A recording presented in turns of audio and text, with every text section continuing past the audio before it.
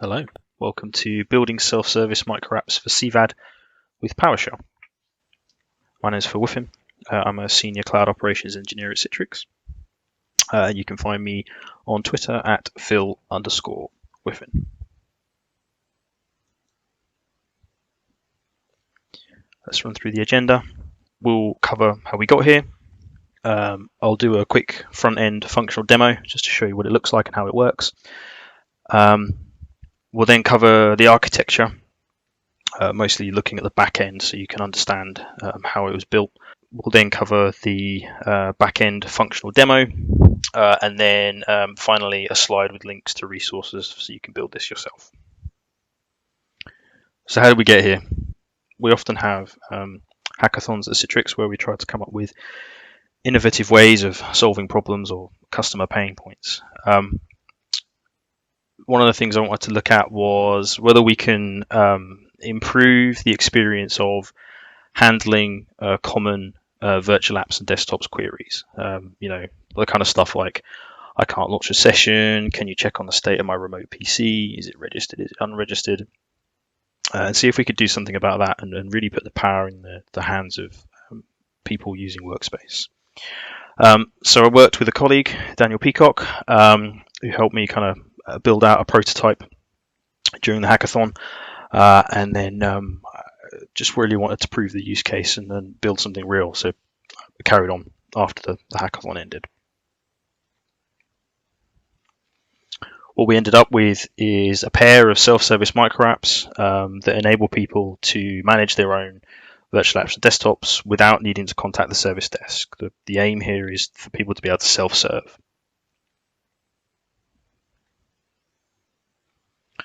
So I'll just do a quick demo of the front-end functionality so you can see the kind of thing that we'll be building. Okay, so what we've got here is Citrix Workspace. I'm logged in. This customer has the Microapp service as well. If I click on Actions, I can open up some microapps. So we've got a Manage My Sessions microapp. If I just click on that, I get a very simple view of my current running apps and desktops. So we can see that we've got Word 2019. We can see the status, so we can see whether it's active or disconnected, whether it's an app or a desktop. And then I can view details. So if I click View Details, I get more information about the session. But I can also do other stuff. So I can, let's say I've got a problem and I want to log off that session. I've got an example here. So this is APAC Word running here. If I go back to Workspace, I click Log Off.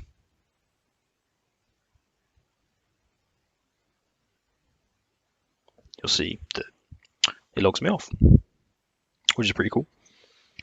So what that's doing is when I click that button to log off, it's sending an API call to Jenkins that's running on premises to log off the session through the PowerShell SDK. I'll just do a quick demo of the virtual desktops as well. So again, similar information. We can see all the desktops that are assigned to me.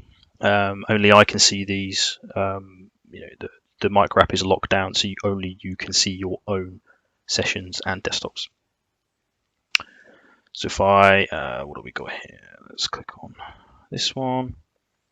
So this is, UK Windows 10 desktop. Cool.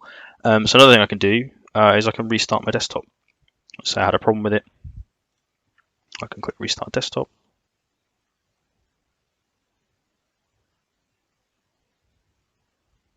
There we go. All right, that's it for the front-end functional demo. Let's look at the architecture. So to build this, we've got a number of key ingredients. We've got the Citrix Remote PowerShell SDK that's installed on the same host as the Jenkins instance, and that allows us to get data from the CVAD service. We've got a NoSQL database called restdb.io. It's a web cloud-based database, so you don't need to run anything on premises. And we use that to sync the data with Microapps. So we take the data from the CVAD service with PowerShell, we then massage that data, and we push it into the REST-DB, and Microapps then pulls that information from REST-DB. We need a Microapp because we need to show the session and desktop information to people using Workspace. And then we need a Microapps Service Action with Jenkins and PowerShell, so that when I click that button, when I say restart, we send an API call to Jenkins to run a build job that runs some PowerShell that does the logoff for us. So this is the rough architecture. I'll run through the first example, which is perform service action. So when you click the button in the Microapp, it's sending a message through the Citrix connector appliance that then talks to Jenkins. Jenkins then runs the Remote PowerShell SDK, and it runs based on whatever task you've passed through as a parameter from the Microapp service, and it then runs that against the CVAD virtual apps and desktop service. When it comes to getting the CVAD state, it's a little bit more complicated on a regular schedule, so you can choose how often you do this. Jenkins will run a build job that runs the PowerShell SDK, which then pulls in all the session and machine data from CVAD. It then pulls it back into the PowerShell script. We massage it a little bit. We then call the REST database over here and pull in the contents of that back into the PowerShell script, and we run a comparison. So we have a look and see what's changed, what's been updated. If anything's been changed or updated, those changes are then reflected in the REST-DB database. And then on a regular schedule, the Citrix Microapp service synchronizes the data from this database here. So we've got data flowing this way and then data flowing between these two. So let's take a look at the back end. The core of the solution is Jenkins, really. If you're not familiar with Jenkins, it's a fairly powerful orchestration service. It's open source, and it allows you to set up jobs. Jobs can be anything from a small shell script through to a full-blown PowerShell script. And we use this really as the engine to drive the PowerShell scripts that we need to run against CVAD. So we've got 2 PowerShell jobs here. One gets the machines and the other gets sessions from CVAD. And then we've got an additional job here which performs the self-service action. So that's when you click a button in the Microapp. This is what receives that command from the Microapp and then processes it against CVAD. I'll just dive into one of these jobs just to show you how it's configured. So if we go to configure, so you can set a description for the job. We run this periodically. The build periods run on a cron-based system, so this is every 3 minutes. We then use a really neat feature in Jenkins that I absolutely love. This is the credential wallet. So we store secrets and credentials inside Jenkins itself, and then we use environment variables within the Jenkins scripts to pull those out. So you're not storing, API keys and client secrets and stuff inside your PowerShell scripts. They're stored inside Jenkins securely, and then Jenkins injects those when it runs the PowerShell script. So we've got a bunch of those in there. We've got a secure client for Citrix Cloud. We've got the Cloud Customer ID. We've got our REST-DB URL that needs to be called. And then I'll just talk through this get machines script. So this is very similar to the get session script. I'll only cover this one because they basically do the same thing. One for sessions, one for machines. So we pull in the Citrix Remote PowerShell SDK. We then pull in those variables from the credential wallet. we set up some stuff. Then we have a function here that calls the RESTDB service. So it's one thing to get the information from CVAD with the PowerShell command. We then need to put that data somewhere, right? And this API call or this API function enables us to do that quite easily. So we can take the data, we can convert it into JSON, and then we can send it using this function. I'll just walk through the rest of the script. So we set the CVAD credentials. We then pull in all of the machines. If this was the session script, we pull in all the sessions. We then sometimes need to do a little bit of massaging to get it to work right. In this scenario, it's all covered in the comments. I will include links to these scripts so you don't have to copy this text or anything. We then do some comparisons. So we pull in what's existing in the REST database, and we compare what we've just got from CVAD, and then we apply any changes. So here you can see that we've discovered that a new VDA has been assigned in CVAD, but it's not in the NoSQL database. And when we do that, we make a new API call and we post the JSON payload into the RESTDB URL, and that adds the session into that database. And we've got similar functionality for removing entries if they're no longer in CVAD, as well as updating them if they've changed state in some way. So that's get machines. Get sessions does the same thing, but for sessions. And then we'll look at the self-service action. So this is slightly different in that this job can accept being called from outside of Jenkins. So we can send a post request with all the right information to it and all the right authentication to it to run a build job. And to do that, we specify that the job is parameterized. So we pass these parameters through when we make the call from Microapps, and the call goes from Microapps into Jenkins. We specify all these things in the Microapp, or rather we specify what we need to. So we need to specify a machine name. Optionally, we can specify a new publish name. We have to specify a task to do. This is what tells the script, this Jenkins job, what to do. We pass in the UPN as well. The UPN is how the Microapp identifies who's currently logged in, and we need to make sure that we're running things against the correct UPN when we do things against CVAD.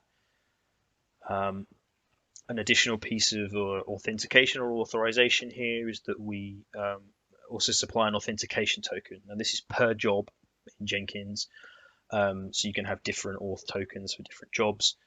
We just add this just to provide a little bit more security when we're running things. And then again, we've got these credential bindings, similar to the other job. The script has a bunch of functionality in it. I haven't unlocked it all in terms of making it for Microapps, but once you understand how this works and hopefully the code is readable, you will understand how to do it if you want. But we can log off sessions, we can restart them, we can power on VDAs, we can hide and unhide sessions, or we can entirely remove machines from brokers if we want to. Again, we're just setting the environment variables based on the credentials. This is where we pull in the parameters from the URL that we call. So when we're going from Microapps to Jenkins, we include this information, or we can include this information. And then I'll just run through one of the examples here. So in this example, if we send a task to do of restart machine, the PowerShell script will run get broker machine. It will look up the broker machines associated with the UPN that we pass through in the parameter. And then it will look up the machine name that we pass through as well. And if it gets a match, it will then run. Oops. And if we get a match, it will then run the new broker hosting power action restart command. So that's that in terms of the self-service action scripts. So let's take a look at the Microapps admin side of things. So we've got two Microapps integrations. One is the self-service pages that people will see in the workspace. And we've got an additional integration here, which is our Jenkins integration.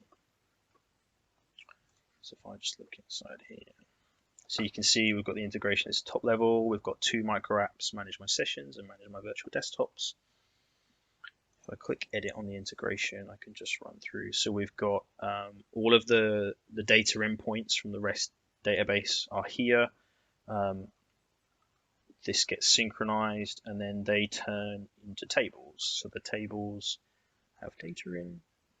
So we can see the desktop allocation type 0 and 1 maps to permanent random.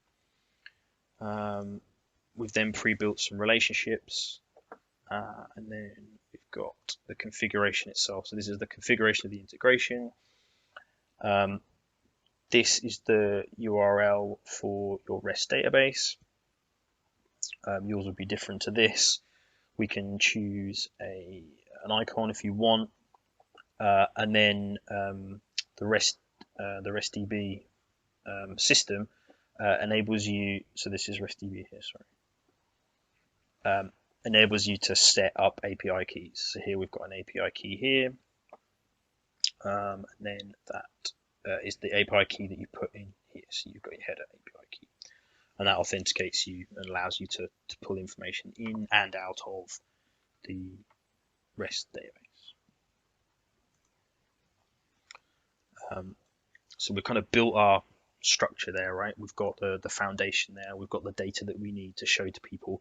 Now we just need to build something to show it to them. So let's have a look at the Manage My Sessions microapp. We'll go to Pages. We've got two pages here. I'll just pull this across and then bring this up just to show you Workspace as well. So when I click on Manage My Sessions here, that corresponds to showing you this list of sessions page. So in this page, we've got a table that shows all of the entries that are associated with my currently logged in user. And we make sure that happens by specifying a data filter on the table. And this just ensures that, you know, if I log in, I can't see everyone's session. So yeah, we lock that down by choosing the UPN and making sure that the UPN in the database entry is equal to my email address. We've then got, so it's one thing to see all your sessions, but what if you want to do something with them? So we've also got a View Details link here. Clicking on that View Details link, I'll do that here, over here. Clicking on that View Details link takes you to the Manage Session page. There's a whole bunch more information here. You can choose what you show people. You don't have to show all this stuff. You can delete it if you want. But then we've got a couple of additional buttons. And this is really where the actions start to come into play. So if I click on this button here, where we go to Actions, it's a page action button, which means that in the user interface it shows up at the bottom. That can be really useful on mobile devices. We've got an action here of disconnect. The action calls the Converge self-service Jenkins instance, and within that Jenkins instance we have a service action called perform CVAD self-service action, and that calls Jenkins from Microapps. So to do that, we have to pass it a number of parameters. The most important one is the task to do. So when someone clicks this button, we want the task to be done to be disconnect session. We pass through the machine name, and that machine name comes from this page and the specific machine in this entry.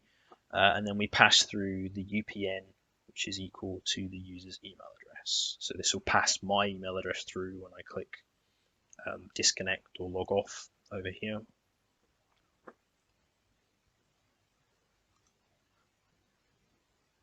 Okay, so that's it for sessions. Just quickly run through desktops. It's pretty much the same. We've got a list of the machines that's locked down to a user. email address. We can click on details. So if I click on details, got more details here. Again, you can remove those if you want. Got a restart desktop command. Again, same again. You've got it running the CVAD subservice action. Different parameters this time because we're sending it the restart machine task. Machine name, UPN, same again. So that's the front end. That's what people see when they use the Microapp. We've got some additional stuff going on at the back end. So if I go to the Jenkins integration, click it. You may notice there's no data here. It's because we don't need data for this. We just need to send commands or service actions to Jenkins. So I'll run through configuration first. So the configuration for this is the base URL is our Jenkins instance. This is an on-premises instance, so I'm using the Citrix connector appliance to connect in through Microapps and get into the same network that Jenkins is running on. And then we've got these API keys. So if you remember earlier, I was talking about build job tokens. That's where we specify this token. The Microapp service does a good job of obfuscating this, and I can't see what's behind there. If I make changes, I have to enter that again just to be safe. So we've got a query parameter of token, and that's set to the token. And then we've got this authorization header. So the authorization header is a base64 encoded combination of the username that you log into Jenkins with and the API key that you set up for Jenkins with your user.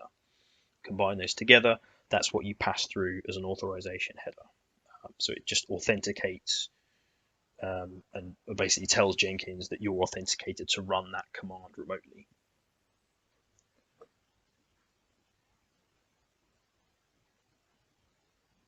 Okay, let's look at the service actions within the Jenkins integration. So we only have one service action. That's all we need. We can do different things with just the one service action. And you can see here that this calls the base URL, so it calls the Jenkins URL, and then it calls /job, the name of the job, and then build with parameters. And that's what tells Jenkins that it's going to accept some parameters, or it will get some parameters for the job. So we've got an action name here. We specify some service action parameters. So we've got, sometimes we need the machine name, sometimes we need the publish name, sometimes we need the UPN. We always need task to do. So we'll set those as parameters for our service action. We need to tell it what to do when the action executes. When someone hits that button, we need to tell them what to do. So we send a post request method to the endpoint URI. We then set the query parameters. So this is the additional stuff that's sent in the URL that will end up telling the build job what to do. So we specify a cause. This is useful, like a useful piece of functionality in Jenkins, so that we can tell where something came from. You might have other, on-premises apps that interact with Jenkins as well and run the same job. If you do, you might say, on-premises action rather than Microapp action. We put in the machine name, UPN, task to do, and these values come from the action parameters. So when you click that button, we specify what the action parameters are within the page, and they just match to these entries here.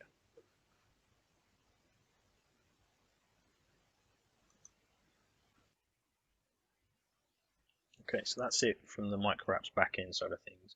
I just want to show you it running end-to-end when I perform an action in Microapps. So I'm going to bring up the service action.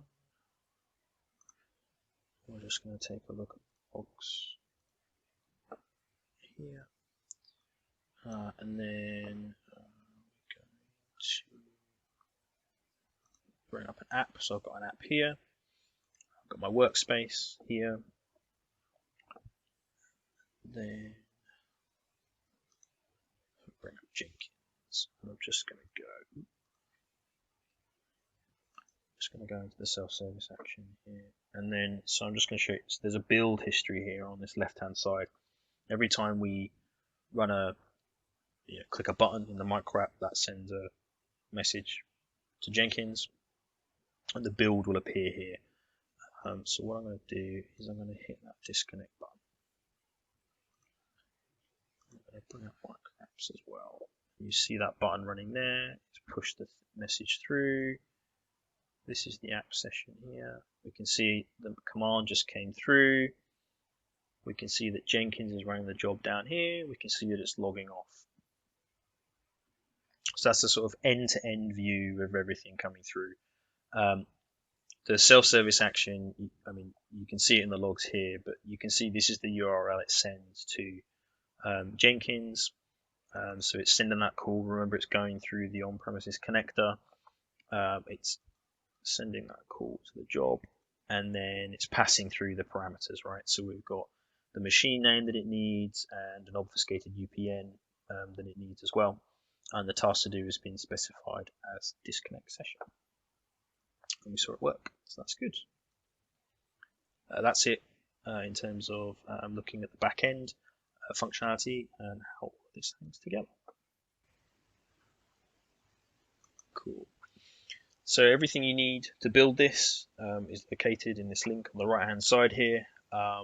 It's a link to my personal page. I'll upload all of the microapps that you can import. I'll include copies of the scripts that I run, details on how to configure Jenkins, all that good stuff. That will be on there. And then if you want more information, more of a deep dive on triggering Jenkins remotely, there's another link there that will give you more information on that. And that's it from me. Thank you.